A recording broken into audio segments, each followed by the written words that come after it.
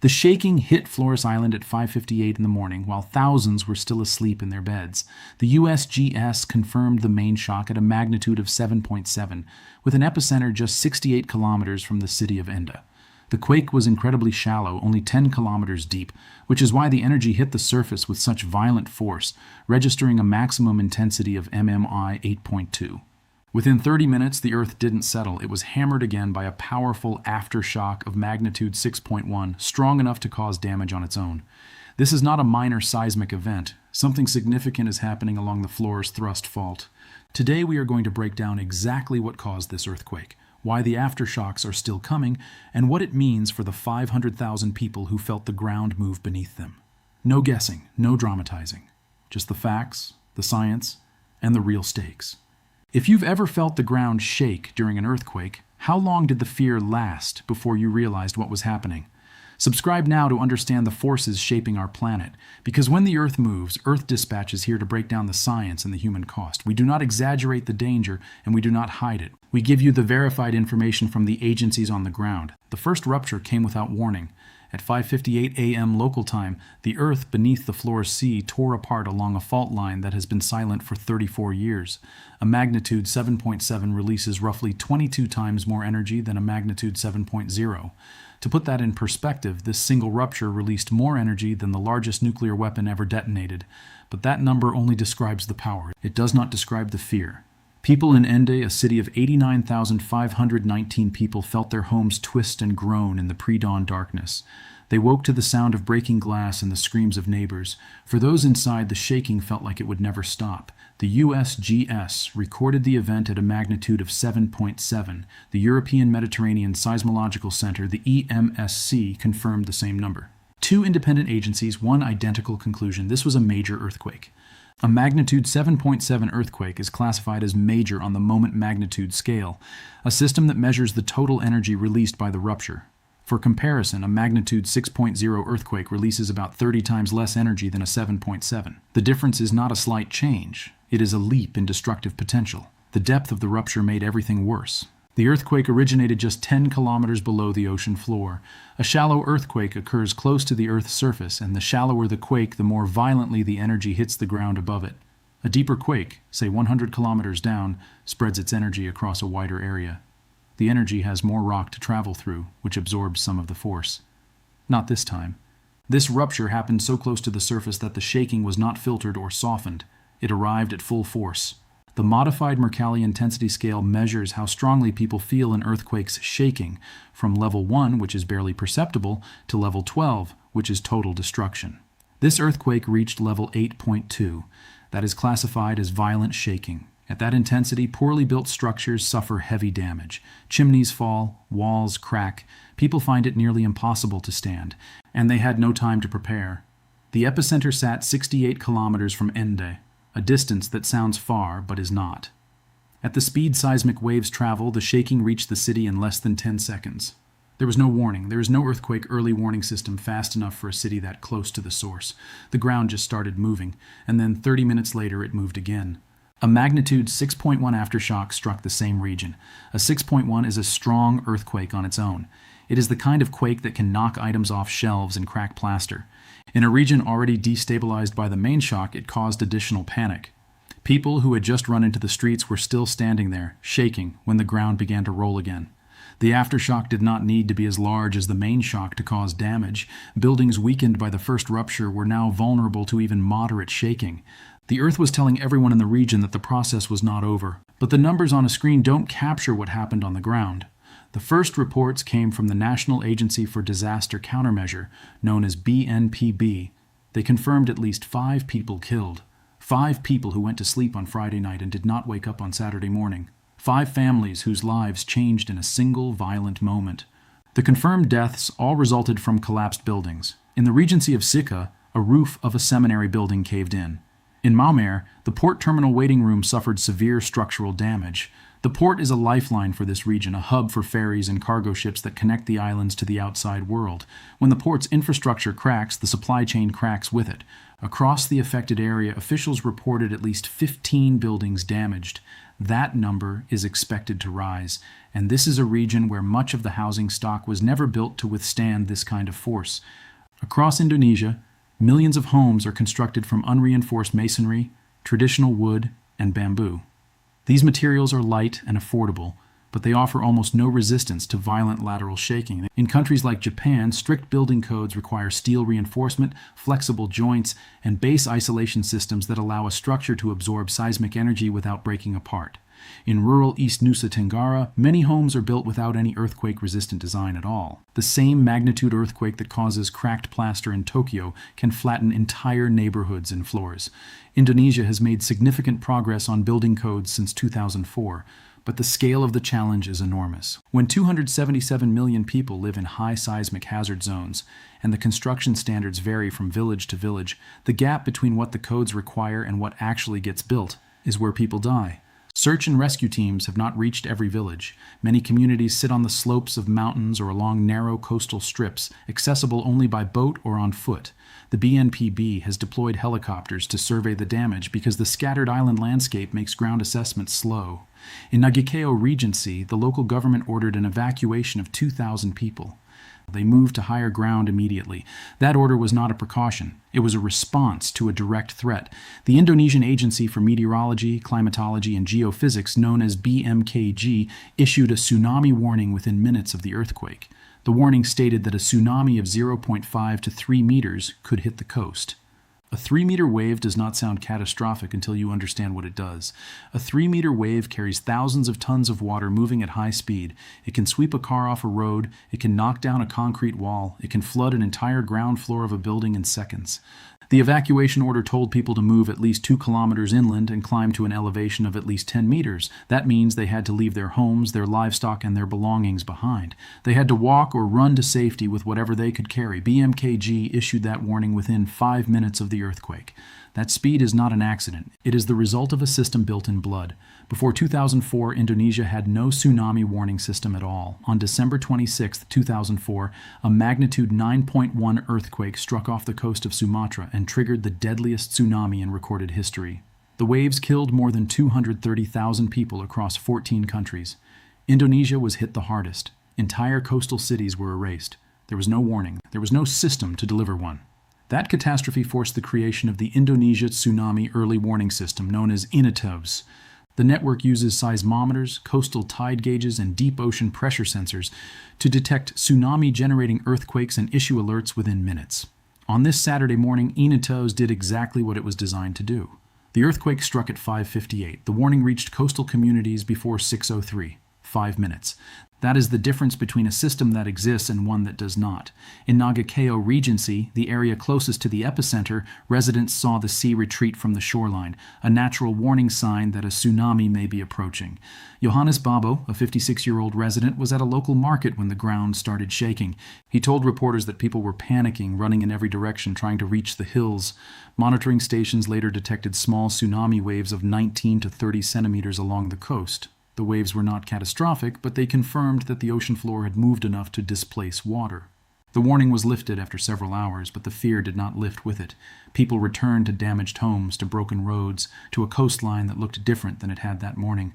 In Ende, residents described the scene as chaotic. People ran into the streets in their nightclothes. Some grabbed children and ran toward the hills without waiting to see if their houses were still standing. Others tried to flee the coast by motorcycle, creating traffic jams on roads that were already cracked from the shaking. The human cost extends beyond the confirmed deaths. The psychological toll of a major earthquake is profound and lasting. Every aftershock reopens the fear. Every rumble makes people wonder if this is the big one. And the aftershocks are not stopping. In the first 12 hours after the main shock, the region recorded more than 11 significant aftershocks. The strongest reached magnitude 6.1, others hit 5.9, 5.6, and 5.5. Each one of those is a strong earthquake in its own right. Each one has the power to topple weakened walls and trigger landslides on the steep slopes of Flores. The region is now in a state of acute vulnerability. Emergency services are stretched thin, hospitals are treating the injured, and the ground is still moving. There is a principle in seismology called Bath's law. It states that the largest aftershock in a sequence is typically 1 to 1.2 magnitudes smaller than the main shock. For a magnitude 7.7 earthquake, that means an aftershock of magnitude 6.5 to 6.7 is statistically possible. That is not a prediction. No one can predict exactly when or where an aftershock will strike, but the math tells us that the fault system has not finished releasing energy. Aftershock sequences from earthquakes of this size can continue for weeks, sometimes months. The stress from the main shock has been redistributed along the fault, but not all of it has been released. Scientists are closely monitoring whether the rupture propagated to adjacent segments of the Flores thrust. If it did, those segments are now under increased stress, and the risk profile for the entire region changes. The people of Flores are not just recovering from one earthquake, they are living inside an ongoing seismic event that has no confirmed end date. And there is another danger that the aftershocks bring. The steep underwater slopes off the northern coast of Flores are loaded with sediment. Every powerful aftershock has the potential to destabilize that sediment and trigger a submarine landslide, an underwater collapse of the ocean floor. This is not a theoretical risk. It is exactly what happened in 1992. The tsunami from that earthquake was far larger than the earthquake alone could produce.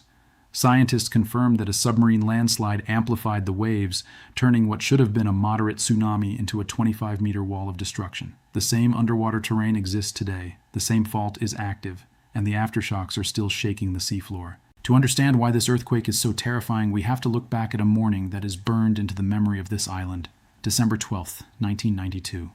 The date needs no explanation for the people of Flores. On that day, at 1:29 p.m. local time, an earthquake of magnitude 7.7 struck the exact same region. The epicenter was close to Maumere, the same city now dealing with damaged infrastructure today. The 1992 earthquake did not just shake the ground, it triggered a tsunami that arrived at the coast in just 5 minutes. 5 minutes, that is the time it takes to boil a kettle. That is the time it takes to walk 2 blocks. That is the time between the shaking stopping and a wall of water hitting the shore. The tsunami run-up height, which is the maximum vertical height the water reached above normal sea level, was 25 meters. A 25-meter wave is the height of an 8-story building. It did not just flood the coast, it destroyed it. The official death toll from the 1992 disaster stands at more than 2,500 people. Over 18,000 homes were destroyed. Entire villages were scraped off the map. The tsunami swept people out to sea, and many were never found. Scientists later determined that the tsunami was amplified by a submarine landslide. A submarine landslide is an underwater collapse of sediment on the ocean floor, triggered by the intense shaking of the earthquake. When a massive chunk of the seafloor suddenly moves, it displaces a huge volume of water all at once.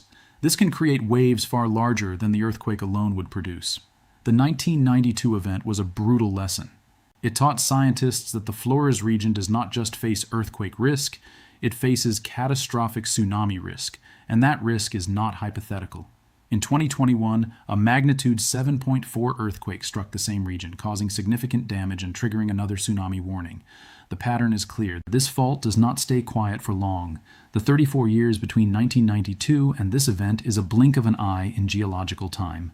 For the people living on Flores, it is a generation. Many of the survivors of 1992 are still alive. They remember the water. They remember the sound it made, a roar like a freight train. They remember running for the hills with no time to grab anything. When the ground shook on this Saturday morning, those memories came rushing back. That is why 2,000 people evacuated immediately. That is why they did not wait for official confirmation. That is why the warning system worked. The people did not need to be convinced. They had already lived the worst-case scenario. The 1992 earthquake killed 2,500 people because the tsunami arrived faster than anyone could react. The 2026 earthquake killed at least 5 people, a fraction of what the 1992 disaster claimed. The difference was not the strength of the earthquake. The magnitudes were the same. The difference was what the people did in the first 5 minutes. The survivors of 1992 did not need a government warning to tell them what was coming. They felt the ground move, and they ran. Their children, who grew up hearing the stories, ran with them. An entire generation's trauma became a survival mechanism, and running saved their lives. That history is not a coincidence. It is the result of a geological engine that has been running for millions of years. Flores Island sits at the heart of the Ring of Fire, a horseshoe-shaped zone around the Pacific Ocean where most of the world's earthquakes and volcanic eruptions occur. The Ring of Fire is home to about 90% of the world's earthquakes. Indonesia is the most active part of this entire zone. The country experiences more earthquakes than almost anywhere else on Earth. The reason is tectonic collision. The Australian plate is moving northward, pushing into the Eurasian plate. The Australian plate is denser and heavier, so it is being forced beneath the Eurasian plate in a process called subduction. The zone where this happens is called the Flores Thrust Fault. A thrust fault is a crack in the Earth's crust where one block of rock is pushed up and over another. This fault runs along the northern coast of Flores Island, and it is loaded with enormous stress. The plates are constantly pushing against each other. The pressure builds for decades. Eventually, the rock can no longer hold. It breaks. The rupture releases energy in the form of seismic waves. That is an earthquake. The Flores thrust fault is not a single simple crack. It is a complex system of fractures. When one section breaks, it shifts stress to the adjacent sections. This is why aftershocks happen. The fault is adjusting. It is finding a new equilibrium. The 11 aftershocks recorded in the first 12 hours are the fault system settling, but they are also a warning. A major earthquake does not always release all the accumulated stress. Sometimes the stress transfers to another part of the fault, priming it for another event. Scientists cannot predict when or if a larger earthquake will follow. What they can say is that the region is highly active. East Nusa Tenggara province, where Flores Island is located, averages more than 1,100 earthquakes per year. That is roughly 3 every single day. Most are small and go unnoticed, but the potential for another major event is always present. The people of Indonesia live with this reality every day. The country has a population of 277 million people. Nearly all of them live in areas that scientists classify as high-seismic-hazard. That is 277 million people who know that the ground beneath their feet is not solid. It is a thin crust floating on a moving, churning interior. The earthquake on Flores was not an anomaly. It was a routine event in a country built on a geological fault line. The only variable is time. The only question is when the next major rupture will come. The aftershocks are the clearest signal that this engine is still running. The main shock was not the end of the story, it was the beginning. The stress on the fault is still being redistributed. The Earth is still adjusting, and the people of Flores are still watching the ground, waiting for the next movement. The 1992 earthquake didn't just shake the ground, it stole lives. The 25-meter wave that arrived in 5 minutes left a scar on this region that is still visible today.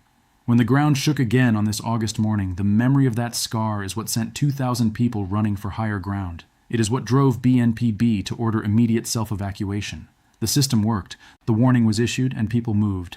But this story is not over. Right now, seismologists at BMKG and USGS are watching the aftershock sequence in real time.